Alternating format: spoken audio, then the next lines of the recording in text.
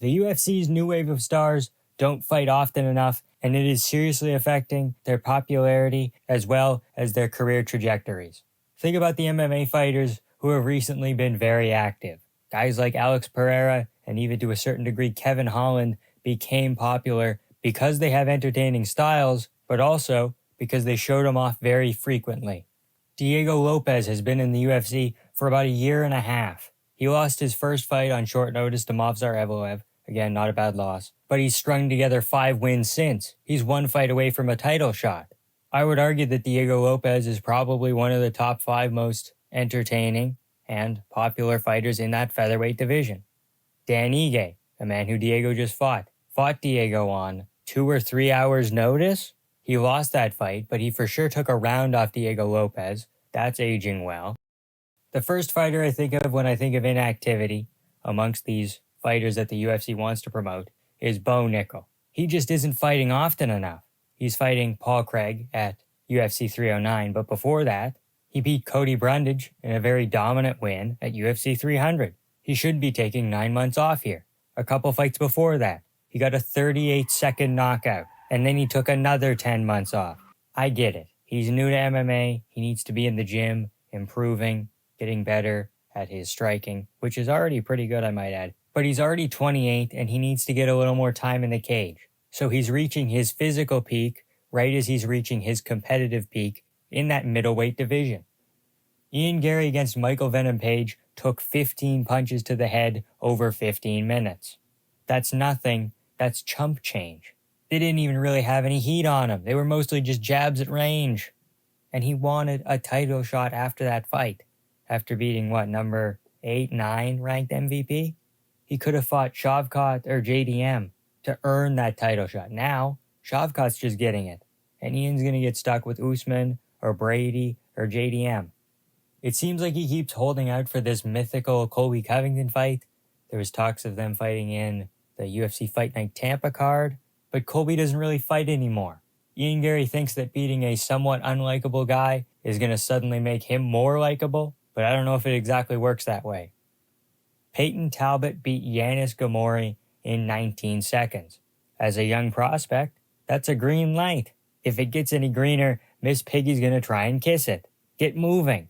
You're already in good shape. You can make a quick turnaround. Fight maybe on the next pay-per-view. We saw Figueiredo do this. Did massive wonders for his career against Moreno. Both him and Moreno. They both fought on the same card. Moreno was on the undercard. He beat Brandon Royval. And then the next pay-per-view the next month. Very quick turnaround. Got their names out there. And then they had the opportunity to have one of the best flyweight fights I've ever seen. They both parlayed that into rematches with each other. Moreno, despite never defending his belt, he's a big star. Davis and Figueiredo, despite losing to Moreno and coming out in a pretty bad spot, he moved up to bantamweight, strung together some wins. He's knocking on the door of a title eliminator fight right now. Generally speaking, MMA fans have the memories of goldfish. If you get yourself out there on a regular basis, it does wonders for your star power. Conor McGregor beat Jose Aldo after being signed for only 2.5 years. 7 fights in that amount of time is crazy. And he even took a year off after he injured himself in the Holloway fight. That was his 3rd, 4th fight of his UFC career. It was a meteoric rise, and every fight was a jump up. Really forced him to sink or swim, and I think forced him to be great. Renato Moicano is a recent example of activity doing wonders for your career. Most of the other years of his career, he only had 2, maximum 3 fights. This year, 2024, 3 fights. Really made his presence known. Because he was there, he was able to let his personality shine through in media. He's probably 2 or 3 fights from a title shot right now. But he was consistent in his approach. You know what you're going to get when you sit down to watch a Renato Moicano fight. He's going to face some adversity. He's going to use his grappling. And he's not going to give up. And then he's going to say something outrageous on the mic. People like repetition. They like patterns. They like people who are easy to follow. Same with McGregor. He goes out there, knocks people out, says something entertaining, captures a headline, and then moves on to the next fight. The Fighting Nerds, as a collective example, put their team on the map by having their fights spread out all throughout the year. 15 or so fights over 45 events. That, along with producing some of the most entertaining fighters across 5 divisions, has catapulted them from being unknown to almost being a household name, up there with American Top Team, American Kickboxing Academy, Extreme Couture, those big names. If you took half as much media attention as you give to Bo Nickel and you gave that to Gene Silva, you would make a star, practically overnight. He's just waiting to come out of his shell. He takes short notice fights, he KOs people, beat the piss out of Drew Dober.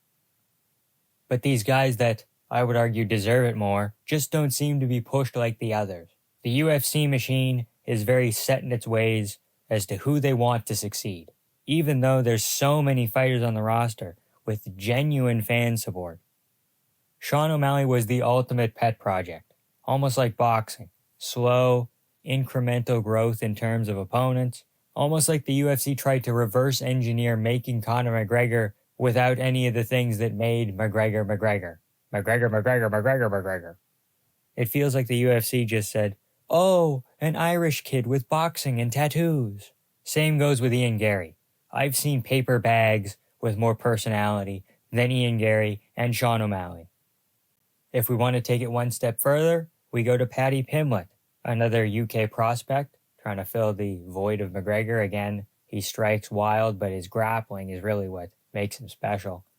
Now that he's lost his hype after robbing Jared Gordon, the UFC doesn't want to promote him as much. But this has left him the opportunity to gain grassroots support, right? People were actually rooting for him in the Bobby Green fight. He didn't talk as much trash as he did before, and maybe Paddy will never be a champion. But getting humbled a little bit by Jared Gordon, and then the UFC not pushing him as much, forcing him almost into an underdog role, people love that. People love an underdog. Oh, Paddy Pimblett isn't supposed to win. He sucks. He leaves his chin up in the air. His striking is subpar, but he's got a story. There's something to be said about hot-shotting people to the belt.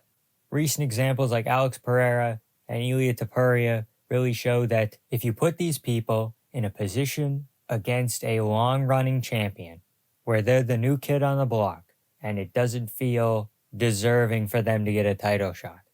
Alex Pereira got a title shot off of Sean Strickland.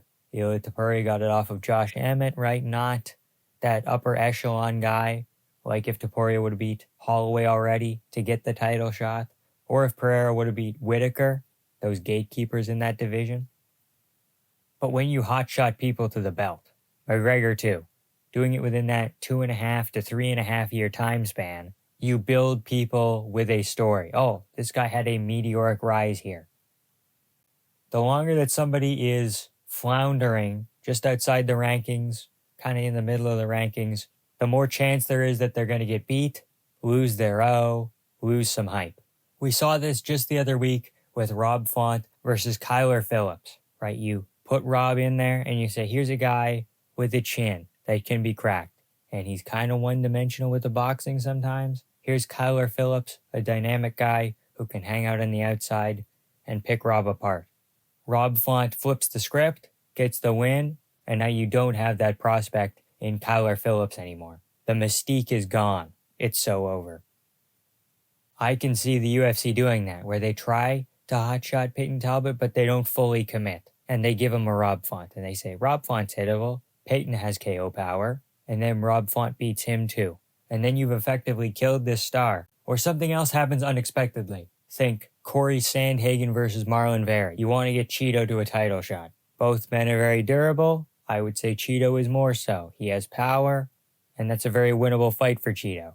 Corey Sandhagen does something a little bit outside the box. He grapples, takes away the base, and takes away some of the cardio advantage that Cheeto would have. The UFC probably didn't think that was going to happen when they made that fight. And now you lost that prospect. You artificially put him back up to fight O'Malley. He didn't deserve the title shot, whatever.